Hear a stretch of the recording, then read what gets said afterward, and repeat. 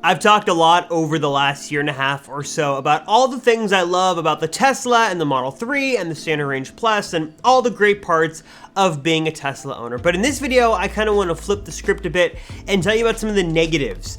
Some of the things I have really started to hate about my Model 3 Standard Range Plus, though hate is kind of a strong word. Some of my biggest grievances, my biggest discrepancies, my biggest dislikes, let's call it that, about the Standard Range Plus from an owner of the car who drives the car every day, knows the ins and outs intimately well, and just has a couple of things I want to make sure you guys are well aware of that are kind of the downsides to owning a Tesla and specifically a Model 3 or a Model Y. So if you missed my video on some of the biggest problems I've had specifically with my car, I will leave a link to that video up here and down below. But one of the things I talked about extensively are the issues I had with software crashes. Just crashes of kind of the Tesla infotainment system, everything just kind of went down. And it was a little unnerving to have these happen when you're driving kind of full speed ahead, 75 miles an hour on a Southern California freeway. And especially on autopilot, so not super fun. So that has been kind of annoying. Now those have obviously been ironed out. A lot of those issues have gotten fixed in subsequent software updates, but just keep in mind that one of the downsides, one of the only disadvantages to owning a car this tech centric and this techy, if you were to get a bad software update that could potentially impact some of the features you're using on the car, or sometimes you just have crashes or issues. Never anything that ever made me fear for my life, just more bugs that were inconvenient and a little frustrating. I had microphone issues, I had my screen go black and could not get turned on, stuff like that. Very rare and continuing to get more rare as time goes on and software gets better, but just keep in mind that having a car like this, you're bound to run into some software glitches and issues, so just kind of keep that in mind and expect a couple of little annoying things. This next one is a Standard Range Plus quirk, but a quirk nonetheless, and that is the exclusion of floor mats with the car. If you were to buy a Standard Range or Standard Range Plus Model 3 from Tesla, you do not get any floor mats because these cars have a partial premium interior.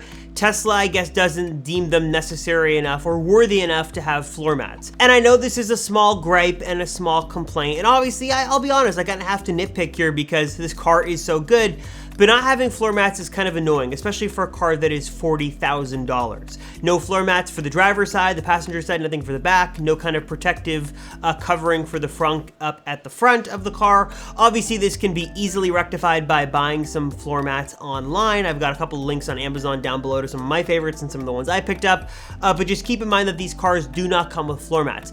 There obviously is just not like bare metal or plastic. There is some kind of just basic kind of fabric material kind of covering the bottom of the car, but you are going to want floor mats specifically if you're in different weather scenarios and different inclement climates. You're going to want better floor mats for dust and for rain and for snow. Again, you're just going to probably want all weather floor mats. So nothing that was a big deal, but again, an extra couple $100 on a $40,000 car. The fact that you can get cars for much cheaper that come with floor mats, a little annoying. And again, just something to keep in mind when you buy one of these Standard Range Pluses. No floor mats, kind of annoying. This next one is probably one of the most annoying and frustrating issues that I've seen among many Model 3 owners, and that is the issue of the windshield wipers. And specifically with the Model 3, not only are they a little bit more cumbersome to get started because you have to jump through a couple of menus and kind of swipe over to a few things and hit a couple of buttons, but the automatic mode doesn't really work like a traditional automatic mode. It's not using any kind of sensors on the glass, at least as far as I understand.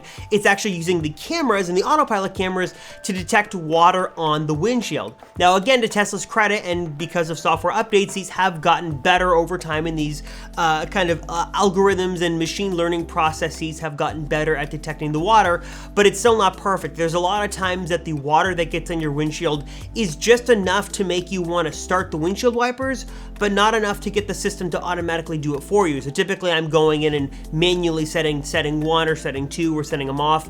The automatic setting just is not very good. This next one Tesla actually fixed, first with the Model Y and then has fixed now with the refreshed Model 3 interior, but still irks a lot of people who own Model 3s. Or if you were to buy an older Model 3, you would realize that you're going to hate the glossy plastic center console. This was a very interesting design choice, and I understand kind of, because on one hand it does look nice if you are to never touch it, but the second you touch it, or the second you just live with it, it's a fingerprint, dust, scratch magnet that's easily scuffed and scraped and gets fingerprints all over it. It is one of the grossest parts of the car. Most likely you will quickly fix this by getting a satin black kind of just standard center console wrap or a carbon fiber one like I have. There are lots of great center console wraps. I'll leave link down below, of course, but this is something you're gonna want to cover immediately, not only because it doesn't look all that good, but also because it's going to get messed up very easily. Like I said, it scratches very easily, dust gets really imprinted on there. I got a couple of weird marks in mine just for no apparent reason the couple of days I had it unwrapped. So definitely wrap this thing up quickly if you want to keep it intact. And also, again, it's just not one of the best parts of the car. Interesting design choice, definitely not my favorite. Next, I gotta mention the sound system in the Standard Range and Standard Range Plus, not because it's bad or horrible, but I just wish it was better. And I gotta be clear that this is my fault and one of my own gripes. I have no one to blame but myself because I am the one who bought the partial premium interior car.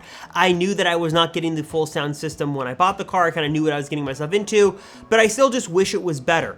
Tesla offers amazing upgrade components for so many things. You can unlock rear heated seats. You can unlock full self-driving. They allow you to pay to unlock many features over software updates. What they don't allow you to do in any sense of the word is upgrade the sound system in the Standard Range or Standard Range Plus. There are physical inabilities here with this system. It's missing a subwoofer, it's missing an amplifier, not all the speakers are wired and active, and in order to get them to be active, you have to do it yourself. There are many different kits online. There are shops that will kind of do a retrofit third party that'll get those speakers working, install a subwoofer, amplifier, stuff like that. They all look fine and dandy and actually really look cool, and I love to test them out, but I don't have the money to drop on that kind of third-party installation. It would be nice if all this stuff was hardware equipped in the car and Tesla would just allow you to pay $500, $1,000, $2,000 to basically unlock the premium sound system, or if they would allow some kind of retrofit option, like they're upgrading hardware computers from hardware 1 or hardware 2 to hardware 2.5. They're basically allowing older Tesla vehicles to get newer computers. It would be nice if they had some kind of option to allow you to, get these speakers wired from Tesla or get them kind of all set up, or like I said, better yet, just allow it to be all set up and just software unlock it. That would be very nice to see. And the difference between the full premium interior versus the partial premium interior is a bigger difference than you might expect. Certainly a bigger difference than I expected. So just something again to keep in mind. Wish there was a way to unlock this. Wish there was an official way forward with Tesla to get this speaker system on par with the partial or the full premium interior from the partial premium. But unfortunately, your only option at this point is to do it yourself or to spend the money and get a long range or better Model 3 or a more expensive Model Y with that full premium interior. I made a video a couple of weeks ago talking about premium connectivity and what you get for that $10 a month. Link to that video up here, shameless plug.